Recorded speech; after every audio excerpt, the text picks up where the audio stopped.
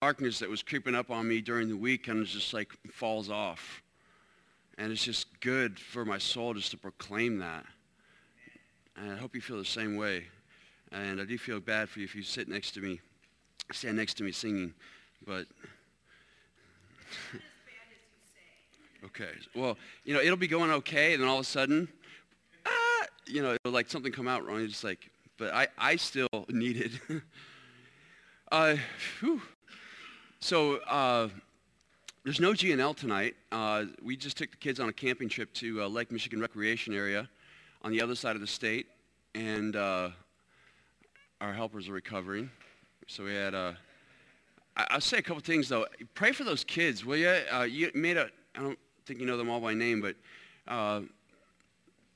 please be praying for the kids at GNL. The Lord will do something amazing. I was thinking on the way back in the church van as Cliff was driving, which I was so grateful for. I want to say thank you to everyone that went to the camping trip too. I could not have done it this time, especially without the help. So really appreciate everyone that helped out with that. As we're driving back back home, I was like, we live on the East Coast, and we drive all the way to the West Coast of Michigan to get nature. Why is that? And we took Martez and his brother to Greenfield Village recently and to the River Rouge factory where they make Ford F-150s. And like the first thing they said on the tour is, do you know what River Rouge means? And we said it means red. And they said, but why? And they said, well, when back before all the industrialization of the area, the water was absolutely pure and beautiful. Back when, all you had was Native Americans here. And they said the water was so clear that you looked down River Rouge and you could see the river bottom was all red. It was just so beautiful. And it's like now, through they actually, even though it was a Henry Ford tour, they laid the blame at Henry Ford's feet, saying I was like, wow, that's a really good, interesting way to start this tour. But it's like, you see what happens. So we had to drive all the way to the West Coast to get some nature, and it was well worth it.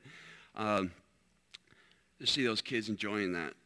I guess you get to the point where you're older in life, and you get more joy in seeing others, younger people enjoy things than you do experiencing those things yourself. So I would just ask that you be in prayer for those kids. We have a parenting course, which I'm excited about, coming up September 5th. That's 8 Wednesdays consecutively. And I'm going to be asking the parents if we need to start earlier, because I'm realizing school has started and it may be helpful to start a little earlier so you can get the kids to bed early. You may think, well, that course isn't for me. I don't have kids, or my kids are all grown. But I want to ask you a question. Do you know any kids? Are you an uncle or an aunt, or might you know some kids down the road? It's really helpful. There's no manual given you as soon as you have a kid in the hospital. Don't hand you a manual, right, saying here's how to raise your kids perfectly as you exit the hospital. So I really, again, this parenting course, I really want you to get traction with really practical application of biblical truth. That's it. Practical application, real life application of biblical truth. And, just to give you one example, one application, just to whet your appetite, hopefully, is, and there's so much brokenness in our culture and society today, yes? And things that used to be the anomaly or the exception are now like the mainstream. One example I think of is kids that have never seen or known their father. I see that quite a bit. And so you think about that level of brokenness. And sometimes as a result, we think about the kids and all the turmoil and tragedy, trauma they've experienced. I mean, kids we deal with today, they've seen people shot, even killed in front of them, right? They've experienced murders happen in a room that they were in. So we think about all the trauma they've experienced, and sometimes they don't even tell you that they've experienced it until you really get to know them one-on-one. They won't say it in a group setting, but they'll tell you behind closed doors or in a car ride to and from home. But we think about all they've experienced, and our reaction to that can be to, well, I feel so bad for you, or maybe I feel I'm guilty. It's my fault you've experienced some of these things, and I haven't protected you. So the pendulum can swing the other direction and say, now we just want to spoil the kids, right? And so it's like, we just want to make the kid happy. And that's a good motivation. Yeah, we want to make children happy. We don't want to make them sad. But the problem there is that I always think about, because I'm 43, the fact, and I think about my own life, a child's brain is not fully developed until age what? 25, but going, yeah, let's say 26, 27. So they're in developmental stage, and then, so we look at them, they're a small child, their brain's not fully developed, they're going through all that, and then we say to the child, hey, what do you want? As if the child is capable of making the best decisions for himself or herself. And we think a child's not capable of making the best decision. They need a protector, a provider to look out for them. But so the point is not just to make the child happy. The point is for the child to raise them to self-sufficiency, so that one day they can step out on their own, support themselves, navigate through the world, and contribute and bless the world as they flourish and cause their communities to flourish. And of course, one of the primary ways we want them to do that is to be spiritual, not just leaders, but spiritual leaders. So our job is not just to make the child happy, it's to make them self-sufficient. And one of the examples I think about is, you ask someone who's really good at playing a musical instrument, say a piano, and oftentimes they're really good because the parent, had them take music lessons. And most times, I've heard this multiple times, the adult now will say, yeah, when I was a kid, I hated it. I hated taking piano lessons. My mom forced me, my dad forced me, whatever. But now, then they'll say, and if you had left it up to me, I never would have taken piano lessons. But now as an adult, they say, I'm so glad I did, because I love playing piano, because I've gotten to a certain level of ability, and I so enjoy it now. And that's just one example of we're leading children into a path or direction they wouldn't choose for themselves necessarily, but down the road they reap the benefits of it. And then their perspective changes as they grow into maturity. So the title of the book is Boundaries with Children, Boundaries with Kids, rather, by Henry Cloud and John Townsend. So if you want to pick up the book, even if you can't make it to the course, it would be a good read. You'll find it for $11 or $12 on Amazon, including shipping. Well, I think that's including shipping. But you can buy a used copy, even cheaper than that. And then we're going to go through that together. And I really think you'll find it profitable. Yeah, Boundaries with Kids. It's part of the Boundaries series that Henry Cloud and John Townsend have done together, which I found all their books that I read, probably 3 or 4 of them, helpful, very helpful. And some of the stuff that they say when it talks about boundaries, boundaries with people or boundaries with kids, boundaries with teenagers, boundaries in dating, boundaries in marriage, it's counterintuitive. Like, what? Boundaries? No, I'm supposed to be, have my arms wide open, let everybody, people do whatever they need in order for them to be happy. And actually, children feel safer when there's boundaries in place.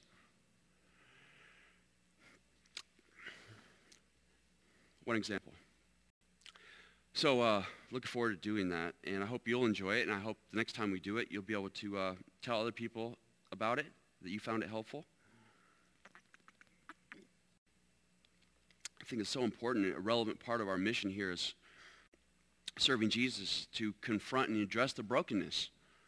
Because we remember that, husbands and wives, moms, dads, and children, families, that's all whose design? God's design. It's a beautiful design. So none of us are perfect. None of us are perfect, yeah? Yes. And you say, I did my very best and it didn't go well. And if it makes you feel any better, and we don't want to say this too quickly, right? Because we really want to take responsibility. But God the Father had a couple kids that rebelled. Even he had experienced rebellion from, right? What were their names? Adam and Eve? I'm pretty sure the Father was a perfect father. So, okay, there are exceptions. But we just want to make sure that our conscience is clear before the Lord. Okay, enough about that. Thank you for listening. Yes. So I want to look at the Gospel of John this morning and some helpful things to encourage you And I want to look at passages that sometimes I think we gloss over, getting to other stuff. Next week maybe we'll get to the water he turned into wine. There's no one like you. We're going to talk about the miraculous sign, where Jesus turned water into wine at Cana as his first miracle. What was that about? What was that really about? You know, Mary comes to Jesus and says, they ran out of wine, and Jesus says, woman? I'm like, Jesus, what was going on? Like, it's not my hour. Like, we're going to talk about that. Explain that next week, Lord willing, next week. But for now, right before that passage, I want to turn our attention to John chapter 1, 35 through 51.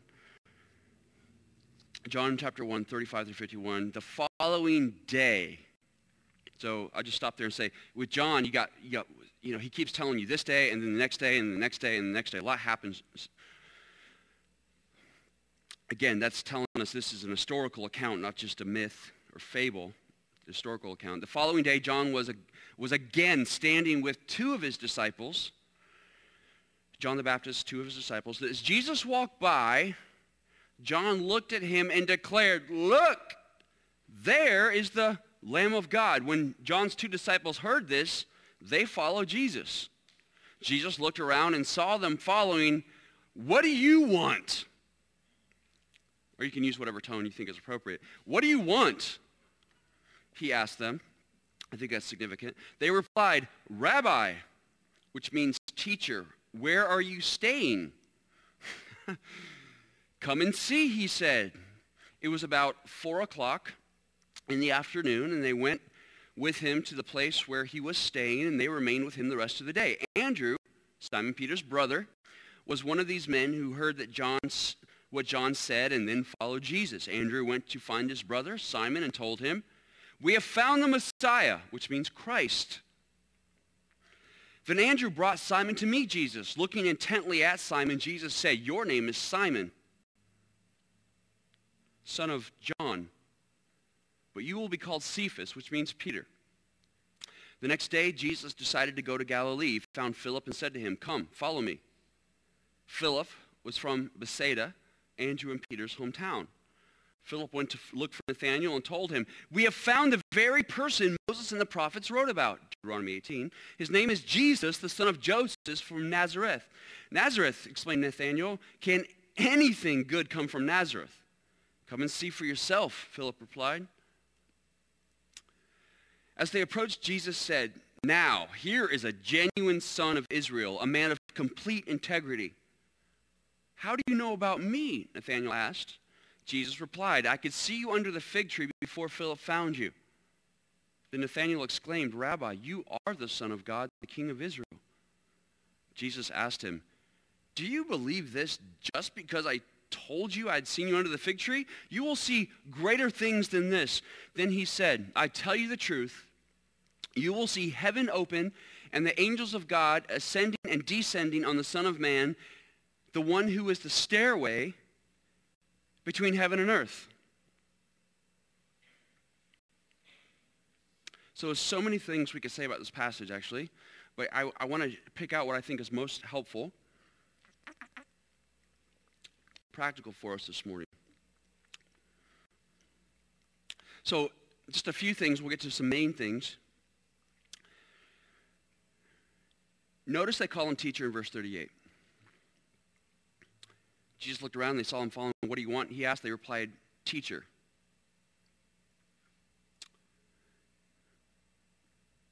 I think it's important that you come to Jesus with an attitude of a learner.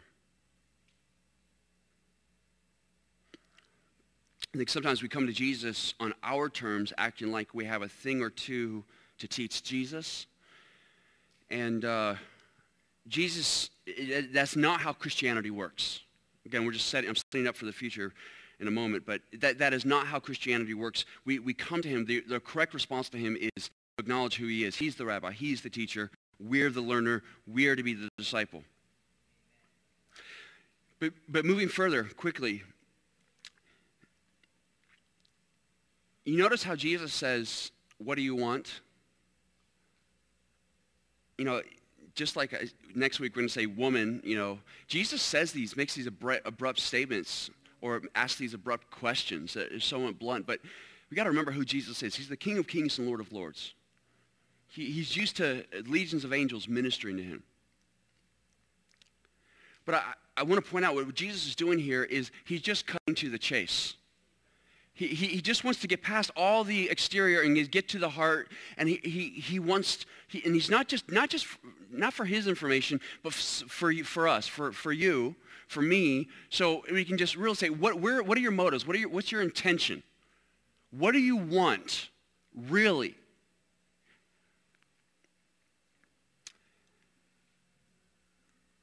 And instead of getting offended and, like, wow, how dare you talk to me that way, Jesus?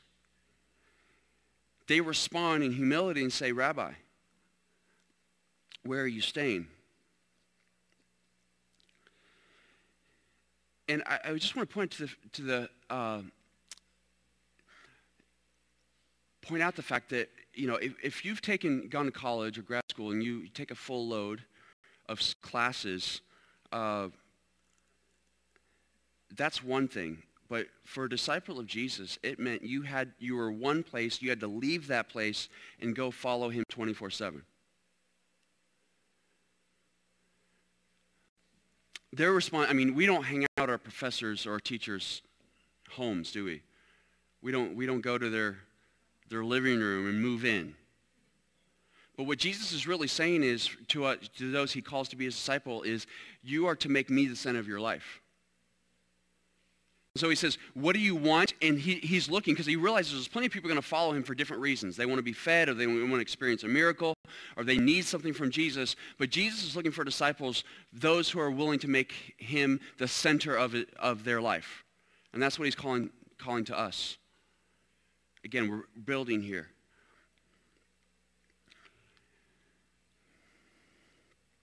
So he says to them, come and see. Come and see. I think it's such an interesting response. We're very familiar with this response, but let's spend a little bit of time here. He says, come and see. So remember, in the overarching story, we realize that he's calling men to follow him. What's the end result they're going to be? What's the end result going to be if they're following him? Is it a good idea for them to follow him? They have to give up something. The end result for his disciples, save one, is a martyr's death. A martyr's death. So I ask you, did they make a bad decision that day when he said, come and see? What's that? Oh, wow. You know what? Perspective. I appreciate that. That is so true, actually. And, my wife, I'm 43, and I've officially begun to think about, retirement, not in the sense of I quit serving Jesus, but in the sense of I need to provide financial security for my family. And so I'm seeking to give that my attention. My wife is really been pushing me in that direction for a while, and I'm really taking that on right now. And, she sends me lectures or podcasts and such, and I'm just kind of looking what the experts have to say. And there's several billionaires you'll find, on YouTube, and they'll tell you all these things. And I listen to their financial advice, and I want to be a good steward of the resources God has given me.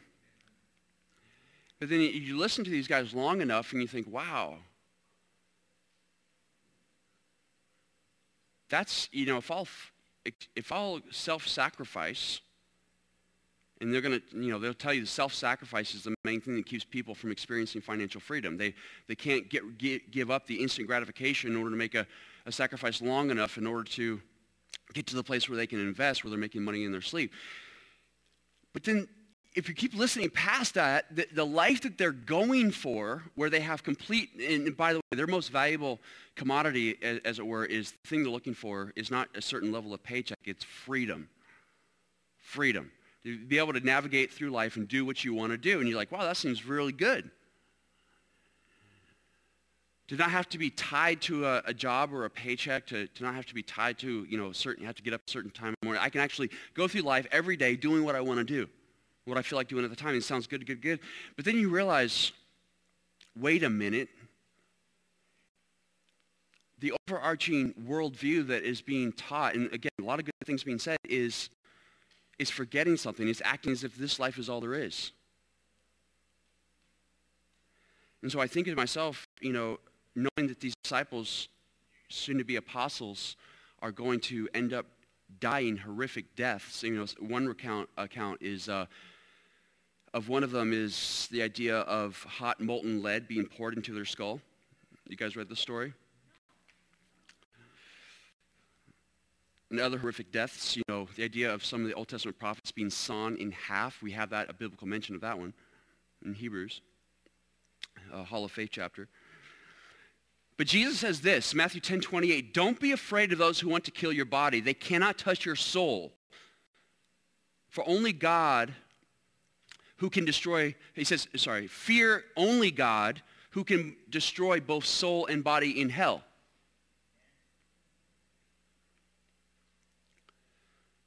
So is it worth it to come and see? Is it worth it to follow Jesus, to leave everything? Because what does it profit a man if he gains the whole world and loses his own soul? As Dave was pointing out, we are going to die anyways. So just to consider this life, it's not enough. Like, what about the next life? There's a passage where Jesus is telling a parable, and in the end of the parable is like, you fool. Tonight your soul will be required of you. Then all the money that you've amassed is going to be spent by somebody else. And then we think about where Jesus says, don't store up treasure on earth where moth and rust doth corrupt, but what? Store up treasure in heaven. So all these things need to be taken into account as we say, is it worth it to follow Jesus? But second thing I want you to notice about when he said, come and see. He doesn't open up a brochure, a colorful, well-organized brochure and say, see. The first step is and then lay out some bullet points. And the end result is success or wealth or whatever. He says, come and find out. He doesn't give you a road map with point A going to point B, like your map app will give you. He says, come and see. And this is where we point out the fact that following Jesus is like following some headlights. We get 30 to 100 feet, whatever, depending on the road conditions. We go that distance, and then we get the next distance and the next distance. Isn't that like what you've experienced if you're following Jesus? You don't know exactly how it's going to turn out. So what Jesus is doing is he gives us himself, a person. Remember, the whole thing about the book of John is it's about a person, not about a religion. It's not just about a book. It's about the person that the book reveals. So we don't know, but we have this value system. We seek to reflect out what Jesus is like. We take that and we say we gotta be faithful to that no matter what happens. And that becomes the center of our life. Now that's really helpful. That's really helpful. Because life will throw some things at you, right, that will leave you overwhelmed, leave you like confused, not knowing which way is up. But Jesus is saying, make me your highest priority, make me primary, make me number one.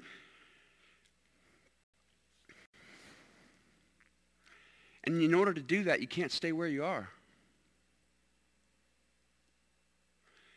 He's calling them to make their relationship with him the center of their life. Now, the way when I see that, think about that, here's what I think about, and I've shared this with you before. We were at Lake Michigan yesterday, and as we were walking away from the beach, I heard one of the kids saying, yeah, that big wave. And I was just laughing to myself. I was like, that big wave? There was no big waves today. Of course, I didn't say this, but there was no big waves on Lake Michigan when we were there. And I think about a big wave. I'm thinking about you're looking up at the wave like this as it's about ready to pound you. That's a big wave. And if you've experienced one of those big waves and you've been in the impact zone and it's knocked you down, what will happen, especially if you're in deeper water, is it'll knock you down, and the tendency is to panic. And so you start swimming vigorously, like, because you're being tumbled, right? Like you're in a dryer or a wash machine. You're just being tumbled. So you say, I got to get out of this. And so you start swimming. And it's happened to me a few times where I've been in panic mode and I've been swimming vigorously, and guess what happened? I hit the bottom. And I realized I've been swimming in the wrong direction. I just made a bad situation worse. And because it's deep water, now I've used a lot of my oxygen energy to get somewhere, but it's the wrong where, and now I got to think about getting it back to the top. And of course, after that time has elapsed, the water settles back down, and then you can get reoriented. Of course, if you hit the bottom, at that point, you definitely know which direction is up, right? Okay, it's the opposite of that. But what's a better strategy is that when you get pounded is you got to be still. And you got to wait a second. You can't allow yourself to panic, because if you'll be still long enough, you'll get a sense for which direction you have to swim, then you swim. And I think that's what happens in life is we get pounded, and if we don't have a center of gravity, if Jesus is not our center, then we're just quickly reacting out of fear and panic in whatever direction we can go to, and oftentimes we find out it's the wrong direction.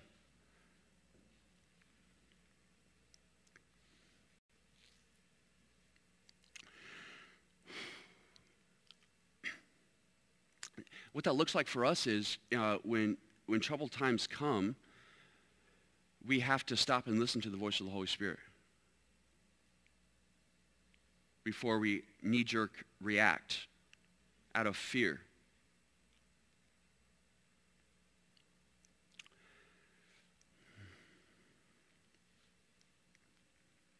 And what happens is, when Jesus says, come and see, what often happens is we have one foot that's about ready to step out in faith, but then we're grabbing onto to land, what we think is security.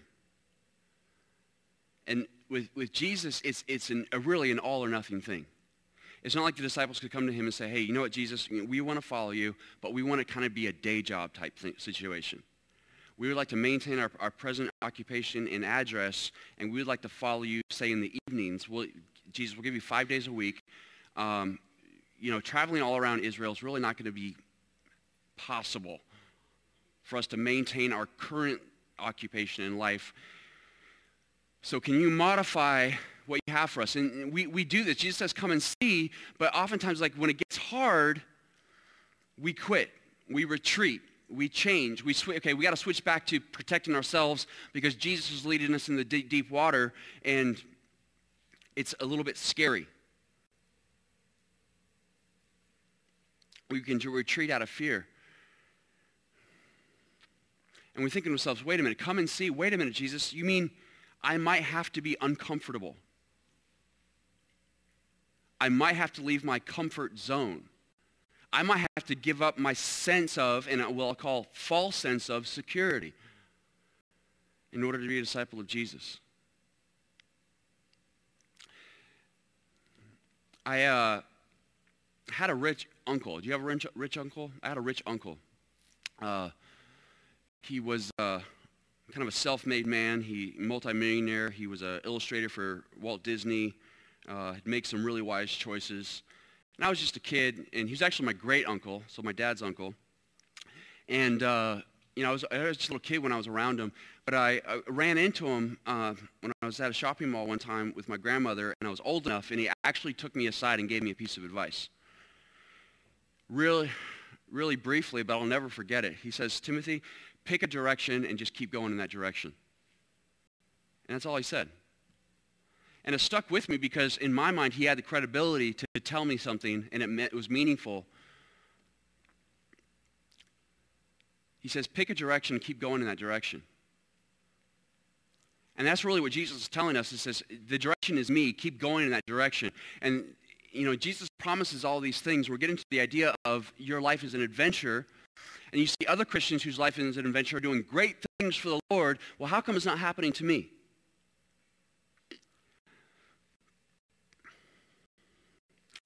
I was the type of kid where, he said that to me, and I didn't ask any follow-up questions at the time. If he had told me that today, he's no longer living, but if he told me that today, I would have been, okay, let's sit down, Uncle Art, and let's talk. Can you explain to me your financial plan? Can you tell me the steps you took in life as a young man? Can you tell me exactly how you got to the place where you are right now? But I was just too timid. I didn't want to, in my mind, he was a great man, and I didn't want to talk to him. I didn't want to, offend him, or I didn't want to take any of his time. And I find that it's so different than the kids today, because the kids today, it's like you give them an inch, and they want to take a mile. And they're just like, hey, I want this and this and this and this and this. And I'm like, man, I've said this to Cliff multiple times, man, when I was a kid, I never would have done that. But I really think that Jesus wants us to be like the kids today. We're like, no, Lord, I want more. No, I want more. I want more. Pursuing after him. And I really wish I'd really asked some follow-up questions to my Uncle Art that day, because I never saw him again after that day. But we got to pick a direction and keep going in that direction. That direction is Jesus. So, have you ever thought about how people get to the place where, much like the disciples/apostles, they get to the place where they're doing great things for the Lord? And that's really where I want to spend most of the time, because I think this passage highlights that truth.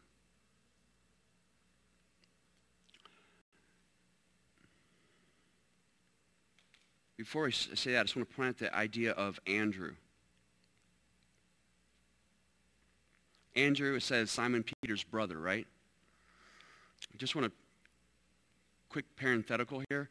One of the reasons why we know John's gospel was written last, after the fall of Jerusalem, for example, is because several things all throughout the gospel, they assume that you've already read the other gospels. So here in this gospel, Peter's not been introduced to us, has he? But yet it's saying Andrew, Simon Peter's brother, and it's referring to Peter, because the reason why John takes the time to do that is because he's assuming, he knows that his audience has already read the other gospels. They already know about who Peter is, and that happens frequently throughout the book. So one of those, just another reminder, this is written as an historical account to an actual audience that could have done fact-checking, not just a myth or fairy tale, fable. But I want you to notice briefly in verse 42, something that Jesus does. Then Andrew brought Simon to meet Jesus. Looking intently at Simon, Jesus said, "Your name is Simon, son of John, but you will be called Cephas," which means Peter. Now, this is the first time that Peter is meeting Jesus. And Jesus looks at him and changes his name. Who does that?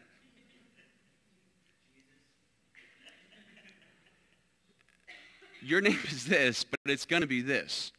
Anybody ever done that to you? Walked up to you, and you meet him for the first time, and they try to change your name on you? I mean, Jesus looks at him intently. And what we get from that is Jesus has a plan for each of us. He's got a purpose, and he's got a plan. So Jesus speaks vision into Peter's life. He speaks hope into his future. And then Jesus, what does he spend the rest of the time? He gives him a new name, and then he spends the rest of the time in the gospel building Peter up to make him what he is calling him to be. And I find that absolutely amazing. So Jesus is ready to give us a new name.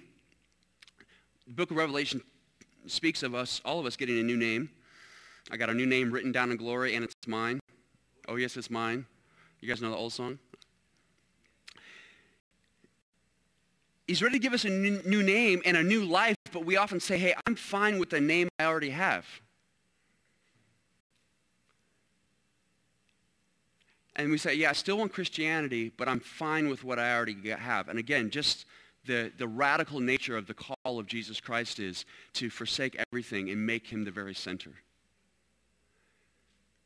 And so one of the first things I want us to realize is we're not experiencing Christianity the way Jesus is calling us to, and the way that the disciples did, if we're feeling the need to hold on to our comfort and our security, and we're not willing to step out in faith. So what if they hadn't followed him? I love Andrew, because Andrew goes and gets Peter. He goes and he leads, and it says, the next day, The next day, Jesus decided to go to Galilee. If you look at the original language, a lot of commentators, there's speculation on that. It's most likely that it was Andrew's idea to go to Galilee. Because you find out they're all from the same place. And so Andrew's leading to Peter, leading to Philip, leading to Nathaniel. And can we just be an Andrew leading people to Jesus? Jesus tells us, come and see. Can we go to others and say, come and see? And we find this happening. You know, Andrew's the one that brings to Jesus the Greeks, and he brings to Jesus the little boy. Jesus ends up feeding the 5,000. And can we just be bringing people to Jesus? I just want to take a moment to say that. But what if they hadn't followed him? What would have happened then? Well, I think they would have had a nice career in fishing. But I don't think we'd be talking about Andrew this morning.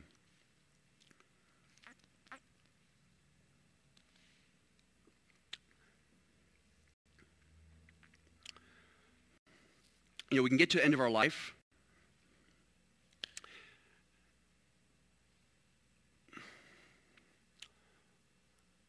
And you're like, and have it spent.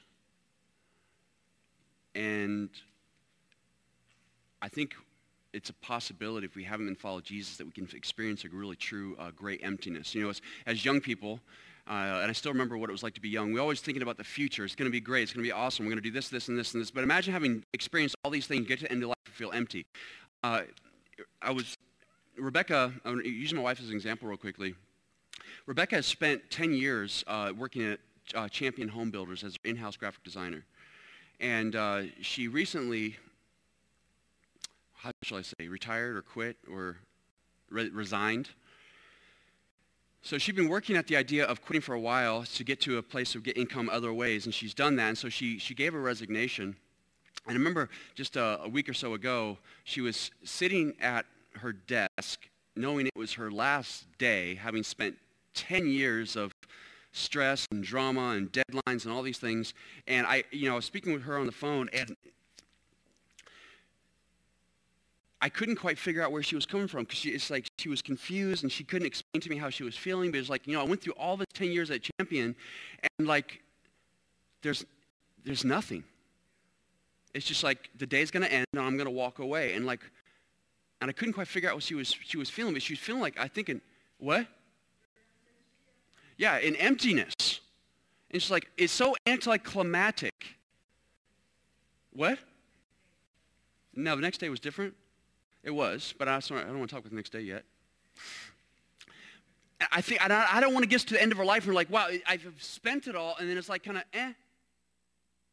Now, because no one was coming up to her desk, and come to find out, because they didn't know a lot of people didn't know it was her last day. And the next day or whatever, they threw a party for her at a restaurant one evening, and they honored her and gave speeches and stuff, and said that she transformed the industry. So it was awesome. But I want to take that moment the day of where she's sitting there at her desk feeling complete emptiness. And it was an awful feeling. And it was hard for me because I couldn't comfort my wife in that. And I just like think about getting to the end of my life thinking, how did I spend it? I've spent it all, and it just feels like, And if I've been living for this life, when in my late teens, early 20s, all I lived for was for experiences. And I had some, very interesting experiences.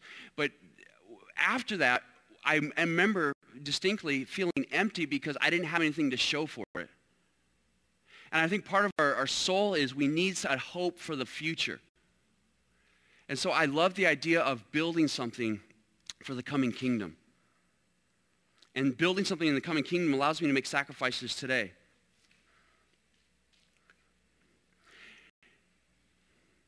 But I want to ask you this question. Shouldn't our time with Jesus make a difference in our lives? Didn't Jesus say, hey, greater things than these? I've done great things, but you're going to do greater things? Didn't he say that? So I want to draw your attention now, just bear with me a little longer. But notice what happens at the end of this little section. So let's start in verse 47. I just want to read this to you again. I want you to get this. As they approached, Jesus said, Now here's a genuine son of Israel, a man of complete integrity. How do you know about me, Nathanael asked. Jesus replied, I could see you under the fig tree before Philip found you. Then Nathanael exclaimed, Rabbi, you are the Son of God, King of Israel. Jesus asked him, do you believe just because I told you this little thing? Because I said I saw you under the fig tree. You'll see greater things than this. Then he said, I tell you the truth, or verily, verily, you will see heaven open and the angels of God descending on the Son of Man, the one who is the stairway between heaven and earth. So Nathanael had said, hey, can anything good come out of Nazareth? And keep in mind, he's from Galilee. People from Jerusalem looked down on Galilee, and people in Galilee looked down on Nazareth. But Jesus doesn't say, hey, what are you making fun of my hometown for? He says, a man of complete integrity. What Jesus says about him is, hey, at least you're a man of integrity. You're willing to check things out. You're not just easily dismissing that, nothing good can happen. It's like he steps out, like, let's find out. He's willing to come and see. And Jesus points that out, and that's all I'll say about that. But then notice what he says. He was sitting under the fig tree. Of course, that was a place where men would go and worship, have their private devotions, if you will. And we're not told what he was doing there, but that's most likely what it was. But that's not the point. The point is Jesus is revealing his supernatural knowledge, his divine knowledge that the Holy Spirit was communicating to him that something was what Nathanael was doing under that fig tree. Most likely, as I said, worshiping God. But then Jesus says, essentially he says this to him. He says, you ain't seen nothing yet. You ain't seen nothing yet. So here in verse 51, what's happening? I just want to point this out briefly. Jesus is pointing back to Jacob's ladder. And I believe that's Genesis chapter 28, if you want to look that up. So in Genesis 28 with Jacob's ladder, again, angels are ascending and descending on this ladder, and it's marking for us the idea that Israel was the place of God's presence. The connection between heaven and earth was in Israel. That's kind of the big idea in a nutshell. What Jesus is saying is that center of gravity is no longer in a nation, it's in a person, namely me, Jesus says. Because they're ascending and descending on the Son of Man, not just a place, a location, Bethel, but a person.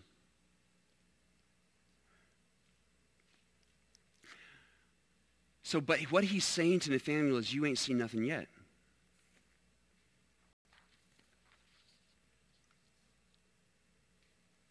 So I want to say this to you this morning. As far as Christianity, how do we get to the place where we're doing great things for God? It doesn't happen if you're not all in. You have to be all in.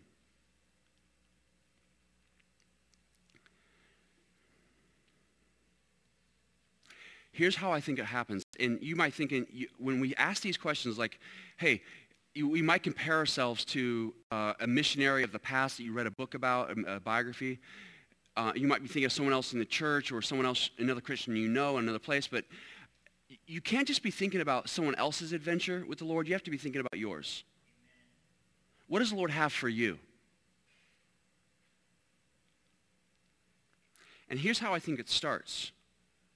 You have to be all in. And you say, I'm going to be faithful to the little things he calls me to.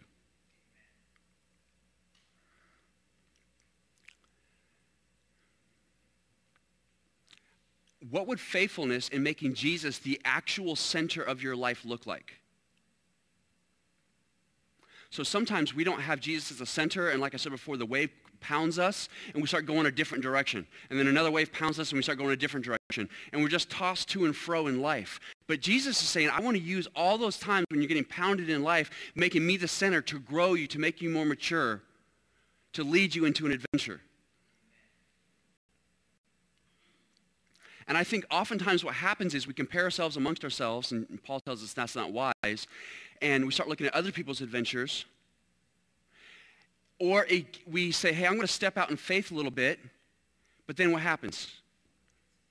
It gets hard. And so we quit. And so we retreat. And we never stay going that same direction long enough to experience doing great things for God. We retreat first.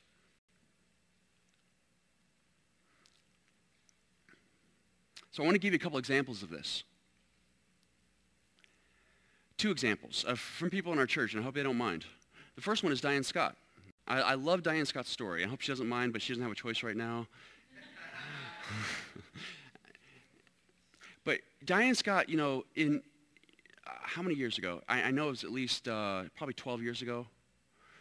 She said, she just somehow the Holy Spirit began working in her life, and she'd been out of church for a while, and she says, the Lord was convicting her. We have a tendency to look at Diane Scott, and I hope she doesn't mind. We have a tendency to look at Diane Scott, and she says, she has definitely got her act together, right? She must have always had her act together. She's just one of those people. And that's just assumed. But what I love about Diane's story, and that's so true, you look at her, and the more you get to know her, like, wow, she's really got her ducks in a row. But you find out Diane's story, and that was not always true. Diane had a crazy adventure a different way, right, without Jesus in her life, and you might be surprised some of the things that she has experienced, some of the stories she could tell you. And, of course, I love the fact that all these things she experienced leads her to have a heart for people in those same situations today. But the Lord was working in her life, and she did this, and, of course, Diane Scott, this will make sense. She drew, a 2-mile radius or 4-mile radius? A 5-mile radius around her house. She says, okay, I'm supposed to go back to church. Let's get organized.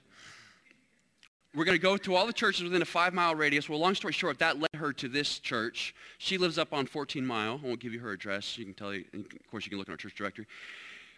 But somehow she landed here because it was within that radius. And, it was a big deal for Diane to step in. She came to the church building the first day, and she's looking around being an organized person at that time in her life, and she just saw chaos in this building, right? And there was a bunch of stuff stacked up in the back corner, storage or whatever, and she calls it what, Magoo's closet? What? Dagwood's closet. And she was just looking around like, ugh. She was grimacing. But, normal Diane Scott without the Spirit, I think she would have just, never come back. Hightailed it out of here. But strangely enough, Diane felt like, okay, of all churches she could have ended up at, here she felt like the Lord wants me to be here. And so for Diane, it became a matter of calling. And that calling kept her centered and saying, hey, I'm not going to just leave because it's uncomfortable, because I don't like the chaos or whatever. I'm going to stay faithful here until I feel like the Lord is calling me somewhere else. And that has been a constant throughout Diane's time here at Gospel Life, which back then was Community Baptist. And I love this story too. And so much shortly thereafter, my predecessor, Pastor Ben, came up to her and says this. He says, hey, I want you to lead the Memorial Day Parade.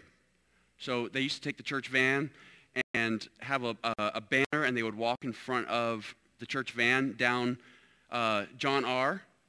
for the Memorial Day Parade for Madison Heights and throw candy. That was the deal. Now, this, for Diane Scott, not her thing at all. But somehow she, because of her conviction, not because she was asked in a nice way or bribed through money or whatever, because she felt like the Lord was calling her to do that, she ended up doing that. It would have been very easy for her to quit or drop out or just say, no way, that's not my gift.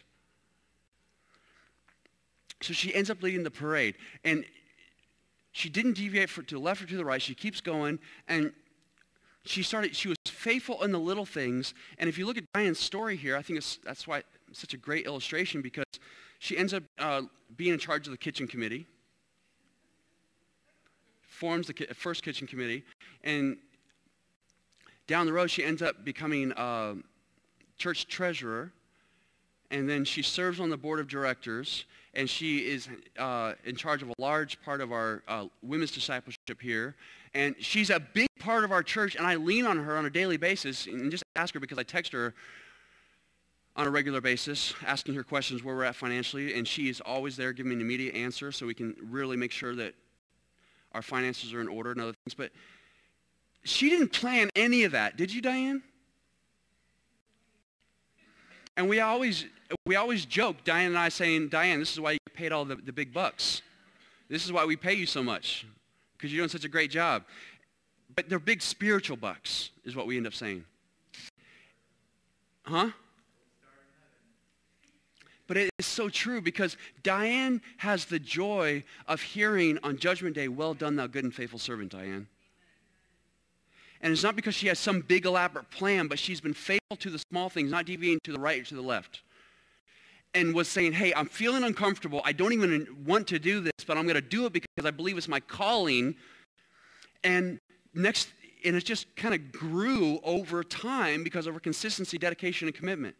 And I think that pattern is exactly the pattern Jesus calls us to. And I think we don't experience those blessings in Jesus enlarging our ministry because we quit and retreat way too soon before we ever get there. We don't experience the blessings in our life and in our family's tree's life, in our community's life, because we deviate before we ever get there because it gets hard. We say, I'm going to sign up for this, I'm going to commit to this, but then we quit before it can happen. And the Lord is stepping back saying, I'm looking for the dedication, looking for those who will just come and see perpetually and willing to make me the center, and they won't deviate to the left or the right. And if you're a young person and you decided to step out in faith following Jesus, or any person here, I want to say keep on keeping on. Because what does it profit if we gain the whole world and lose our own soul? Or what will a man give in exchange for his soul? Can we experience the truth of Jesus when he says, hey, Nathaniel, you ain't seen nothing yet. You ain't seen nothing yet. It may end up in your martyrdom, but it's worth it.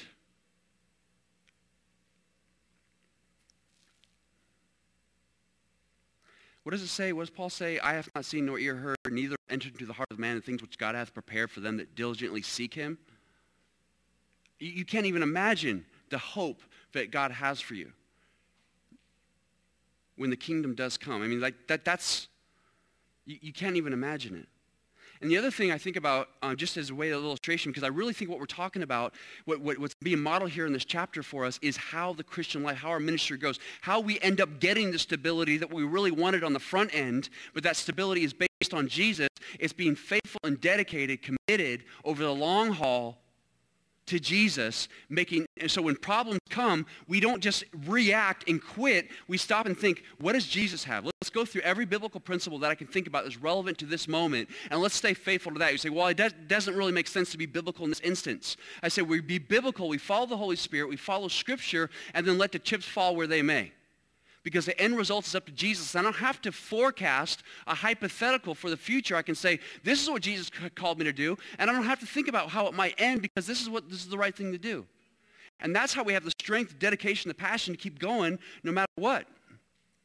And then the blessings come, and they're provided from the Lord, not because we're biting and scratching ourselves. And that's why I always tell people, if you'll just be faithful, they could be in a really bad situation, a really trying situation, where it looks like they have no hope for the future, or very little resources.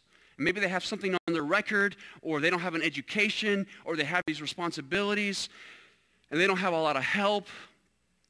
And I'll just tell a person, if you'll follow Jesus, you just do the right thing, and keep on keeping on, you will be in a very different place a year or two or so down the road. You will be in a very different place.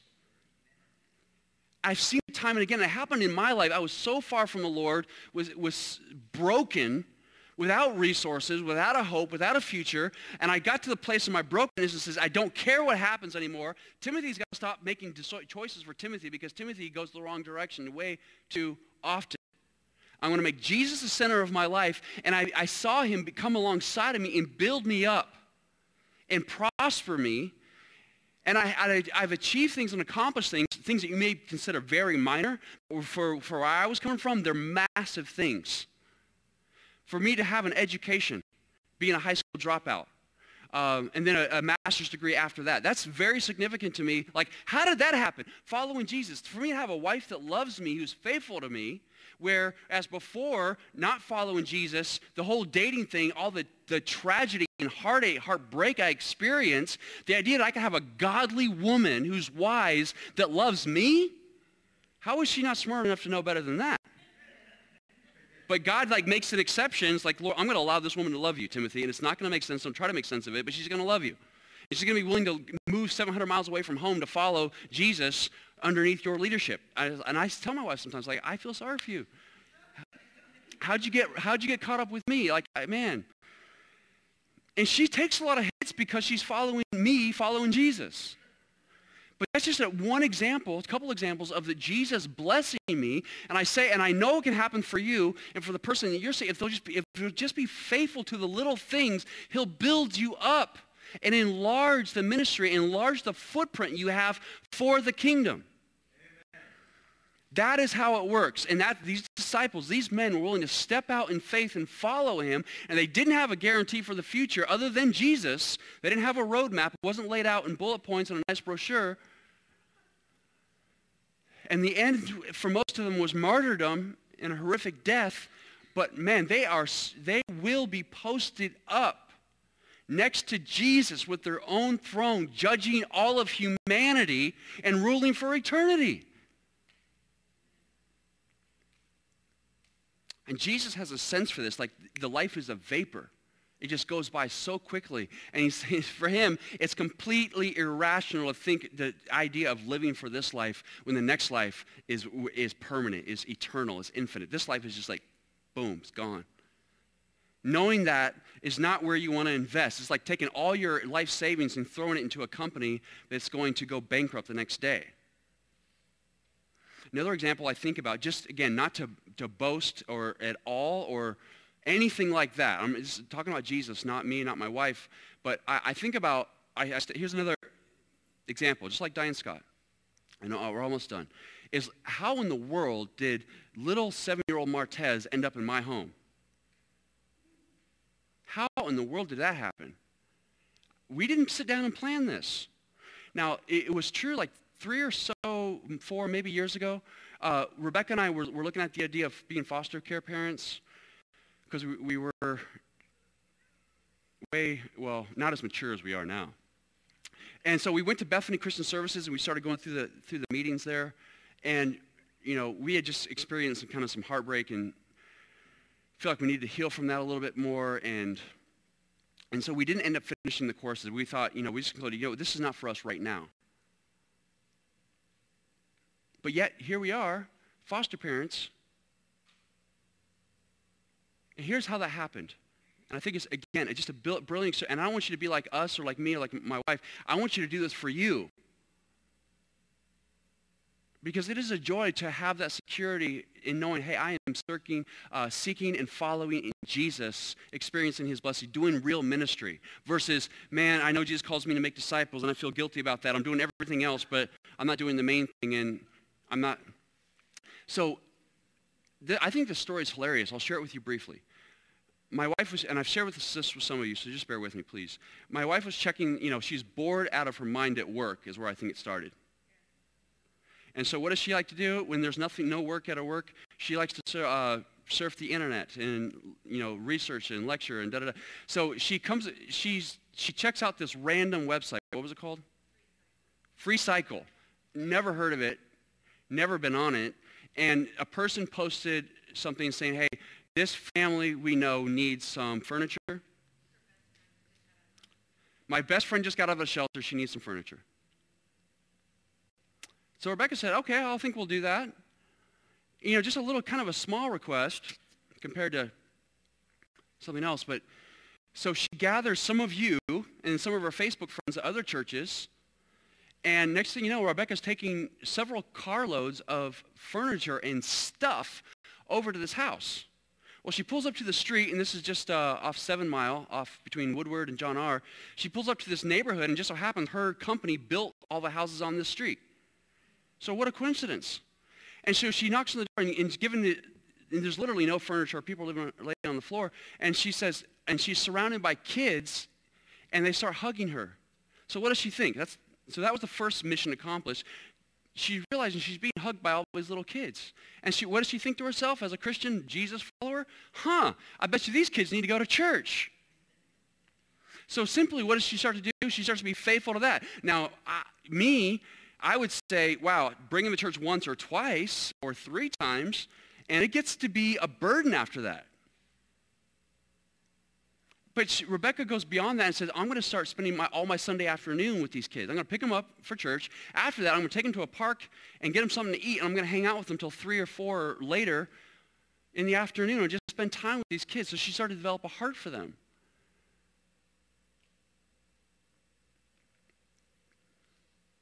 And I was looking at my wife, and some of you were helping her, and it was very time intensive. Her Sunday was gone.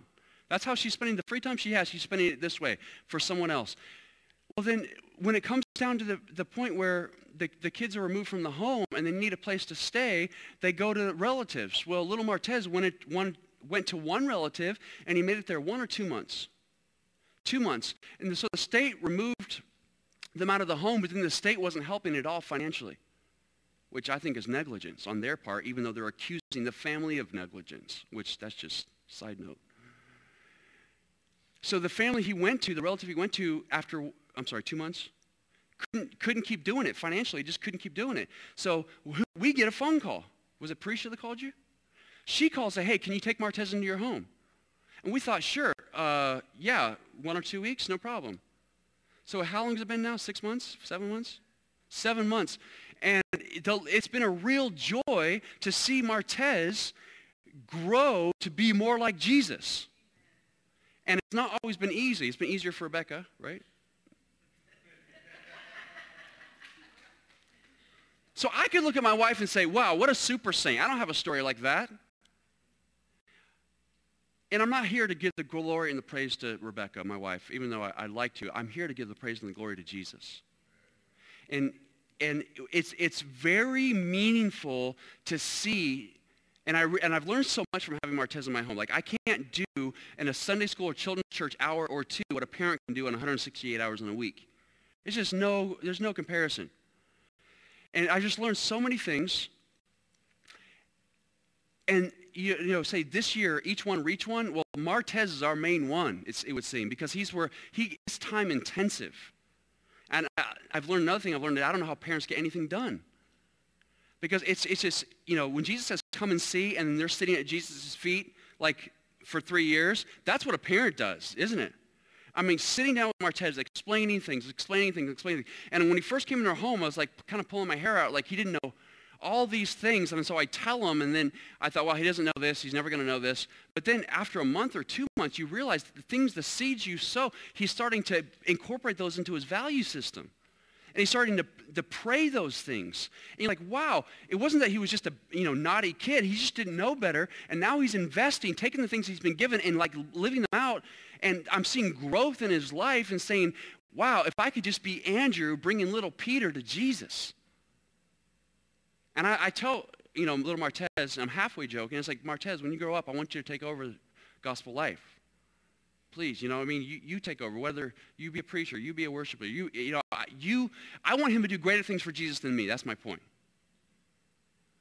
And it all starts just by being faithful to a little thing. So in conclusion, here's what I want you to know. I don't know where you're at right now, how long you've been following Jesus, or are you just beginning to follow Jesus, but if what matters to Jesus is we're faithful and committed in the small things and we don't give up. And that Jesus will build you up. Start making those decisions. We can't keep doing the same thing expecting different results. But Jesus has a way of knowing what your whole situation is, where you need help, and he says, yeah, I got all that. Just do what I tell you to do. Just do what I tell you. I'll bring security. I'll bring stability. I'll bring what you need. But those needs are going to flow out of you making me the center of your life. So that when we get pounded with the waves of life, we know which direction to swim in. We swim towards Jesus. And it's very clear. And it's not always immediately clear which direction Jesus is at, but we got to stop, wait for the voice of the Holy Spirit, and go in that direction. If we'll just stay faithful to what he's already given us, be sensitive to the next step, and be courageous enough to take the next step when he gives it, and then stay committed to that no matter what. No matter what. So you might say this morning, I'm overwhelmed. I don't know where to start. I feel so defeated. I want to say, start with what you know. Do the little things. Don't give up. Stay faithful. Dedicated to what God has already given you. Don't retreat. Stay sensitive to the Holy Spirit's leading. And then take those small steps of faith. When the Lord opens a door, step through it.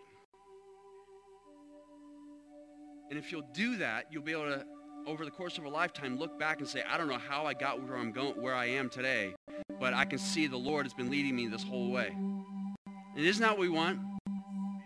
Because, like Dave pointed out, no matter what you do, you're going to end up, we all die. But Jesus says, though you die, yet will you live. So this life is not all there is. And I like how John Piper in his book, Don't Waste Your Life, says the idea of, the joy of your whole retirement is just collecting seashells along the seaside. And is that worth a whole life? If we're just doing those little small things versus living an adventure where we follow Jesus. I want to say, I look forward to more and more seeing what God is going to do in your life.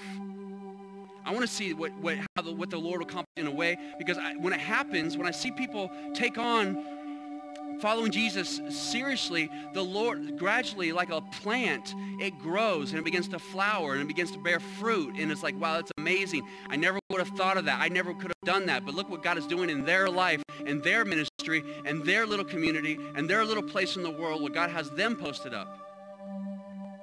And then those testimonies start coming back in. So I don't care how far down you are, just follow Jesus. He's going to build you up and bring security. He's just testimony after testimony after testimony. That's just how he rolls. That's how he does it. So he says, come and see. He's not going to tell you everything. But all you got to know, Jesus is going to handle it. So can we do that together as a church? There's going to be times when you feel overwhelmed. It's when times, just like the disciples, things don't seem to make sense. But come and see. Come and see. If you need prayer about this, you want to know what the next step is, you want someone else to pray for you, make your way to the back. We want to pray with you. If you want to say, today's the first day, I want to step out in faith, I want to follow Jesus, then make your way to the back. We want to pray with you, whatever it might be. But if you say, hey, I don't really see what's going on with what I'm doing right now, hey, be faithful. Be sensitive to the Spirit's leading. You're allowed to quit your ministry whenever you want to, as long as you know the Holy Spirit's leading you to another one. Just like you can't quit your job till you have another one, you can quit your ministry whenever you want if Jesus has another one for you, okay?